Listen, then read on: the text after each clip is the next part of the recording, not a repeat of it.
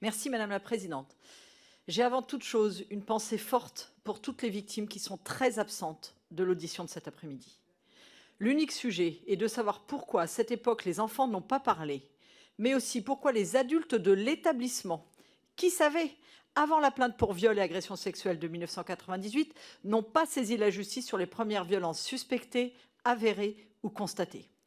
Le dossier montre un courrier du procureur de la République de Pau datant de 98 qui prévient la chancellerie des faits de violence sexuelle par le père Sylvier Caricard. Monsieur le Premier ministre, à ce moment-là, en votre qualité de parlementaire et de président du Conseil général, avez-vous été informé de ces faits par le procureur, le garde des Sceaux ou le Premier ministre? Pour conclure, devant une audition aussi lunaire relevant du procès politique envers un homme, il pourrait être très sain que cette commission s'attache à proposer des évolutions de pratiques pour prévenir les violences envers les enfants des établissements scolaires, afin qu'on n'ait plus de nouvelles victimes maintenant et dans l'avenir. Ce devrait être le seul objectif de cette commission. D'ailleurs, Monsieur le Premier ministre, les victimes attendent de savoir si une commission pour les victimes va être mise en place et si nous allons conduire une réflexion sur l'imprescriptibilité glissante ou totale des crimes sexuels. Nous devons faire de la lutte contre les violences faites aux enfants l'enjeu majeur de notre société. Pour le groupe GDR, Soumia Bouroua. Merci Madame la Présidente. Je regrette, Monsieur le Premier ministre, que vous perceviez cette commission d'enquête comme un moyen de vous attaquer.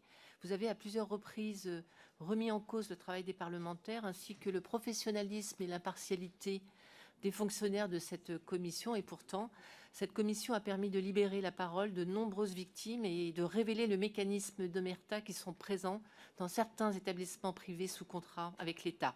Des mécanismes qui, trop longtemps, ont étouffé les alertes. Monsieur le Premier ministre, vous étiez ministre de l'Éducation nationale en 1995 lorsque la première plainte de l'affaire Betaram a été déposée et vous aviez alors commandé un rapport dont l'auteur lui-même avait reconnu qu'il était bâclé. J'ai juste envie de vous poser deux questions, 30 ans après. Quelles leçons avez-vous tirées de ces révélations et surtout, comptez-vous instaurer enfin des mécanismes de contrôle et de prévention des violences physiques et sexuelles dans les établissements scolaires? Je vous remercie.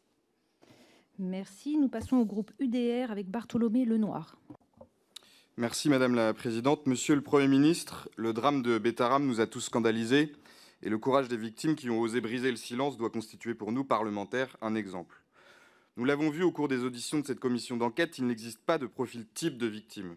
Toutes les familles sont frappées et du privé au public, les défaillances sont nombreuses.